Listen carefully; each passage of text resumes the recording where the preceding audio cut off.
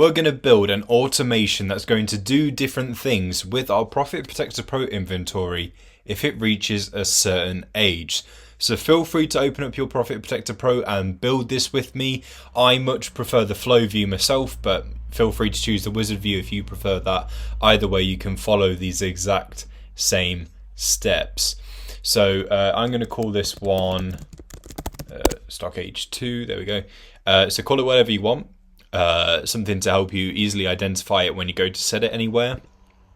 And condition 1, if stock age reaches. Now we're going to just throw in a few more conditions as well, so that way we are covering all of these age ranges. So it starts from 1 to 30 all the way through to 366 plus days old. So you're covered for a year and beyond that. But where you can really adjust what happens in sort of each window of the year is from 1 to 30 and then 271 to 365. So I'm going to select this one to begin with, but you don't have to follow that. Okay, you could move on to the very next one if you wanted to, or the one after that. I would say the best time to start, really could be any of these three, but if you're happy with just letting Profit Protector Pro do its thing without needing to change any of the actions or what exactly it does to help you just get rid of that item, then 31 to 60 days, 61 to 90, that might be a good place to start. 1 to 30 might be a bit too premature, so you can leave that one out if you wish. You may want to start it from like 31 to 60. That would make a bit more sense, because obviously you want to see how the item does to begin with, and the point of the automation is if the item needs a bit of like extra handling from the software point of view, or you want to like switch something up without you having to manually do it, if it gets to so old to help you clear it out, for example, then you might want to start from 31 to 60 or like 61 to 90, depending on how long you're happy for it just to do its own thing without the need for an automation. So you might want to start there. In which case it gets to 31 to 60 days old. Now, there's a couple of different things that we could do here that to me would make sense. So we could match if I'm an FBA seller, I might want to match the low FBA price. Strategies and stuff often base themselves on undercutting the buy box or sitting just above or matching it. But if you're not using a strategy that straight matches the buy box, then you might want to do that just to see if that helps influence more sales. So match buy box, or like match a low price, or you might want to go a penny or a cent under the buy box to help give you that slight advantage if you are using a match buy box strategy. Speaking of, you could switch strategy too, and let's say you're using something like the cautious sales enhancer, which leans a bit more on the profit focus side, but now we need to maybe switch it to like a more sales focus. We could choose balanced or aggressive, or super aggressive even, to help push sales. We've got a more aggressive strategy to help just make those sales. So we can do something like that. Stock age reaches, we are just using the same condition for all of these. Okay, and next one along. And so with this one, 61 to 90 now, this is, I would say that you wouldn't really want to have something sitting in your inventory for 3 months. I mean, this is just past 2 to 3, this age range right here. So yeah, you want to keep things turning over as quickly as possible. So this is where I might do something like just go to minimum price if your stuff isn't already sat at minimum price. We might want to decrease our minimum by £1 or $1 or something like that.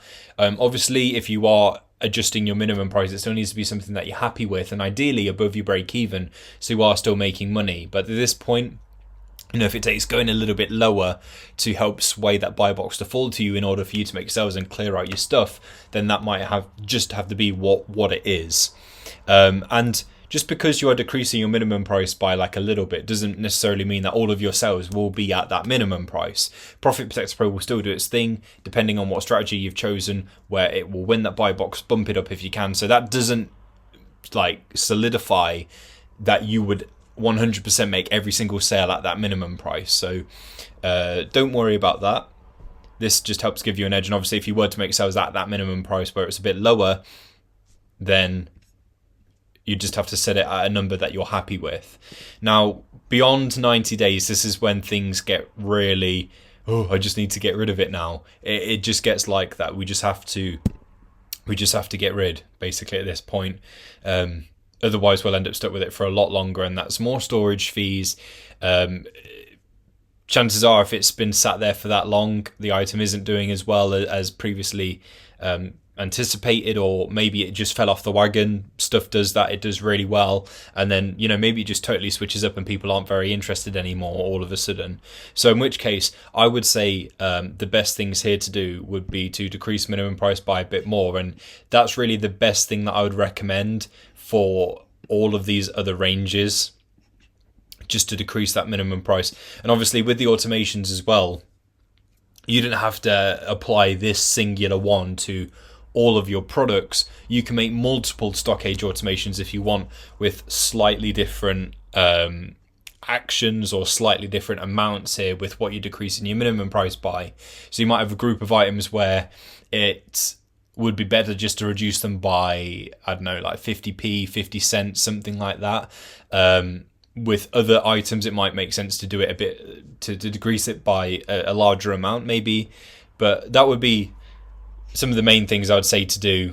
I would say with 31 to 60, 61 to 90, you don't have to decrease your minimum price in that range. With these two ranges, I would say you'd be safe to do other things like go a certain percentage or a certain amount under, like low FBA, mid FBA, low MF, mid MF buy box. I don't really see where high FBA or high merchant fulfilled would be relevant in the case of if you just want to get rid of something and you're going like a certain amount under, but you might know a reason. You might prefer to do something like that. I don't know. Switching strategy, I'd say all of these actions would be applicable for like these two time ranges, and then after that definitely consider decreasing the minimum price by a certain amount. And the great thing is, obviously, in this range here it will do this, in this range here it will follow this, so it hands it over depending on which scenario is the active one. And if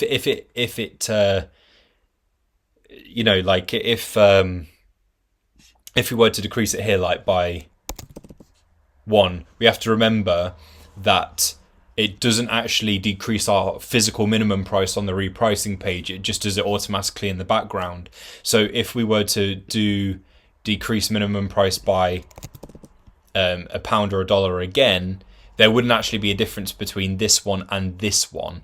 So once this scenario is no longer active, it will just flip back to the original minimum price that you've set. So if we were to set this one, it would just move a pound or a dollar back down from that original minimum price. And obviously, if we want to steadily decrease over time, we'll have to use a slightly larger amount. So that way it's just not reverting to the exact same price that we would have had here. It will go a bit lower because we've set a slightly higher amount here. So please just bear that in mind when you're setting this up, that it gets handed over as opposed to all of these things sticking, all these actions sticking and being carried out throughout no matter what. So please bear that in mind when you're building this. But obviously, once you're happy with the way that it is all built, you just save, and in here, stock age, there we are, there's the one. Just make sure it's toggled on, and then you can apply it from the list anywhere where you're asked for an automation, anywhere where you can apply where you can apply an automation. So that is how we can build an automation based on stock age. Hopefully that helps you clear out any stock that you just want rid of, and automations, clues in the name. It just means that we don't have to go and do this stuff manually. We can just let Profit Protector Pro do that work for us.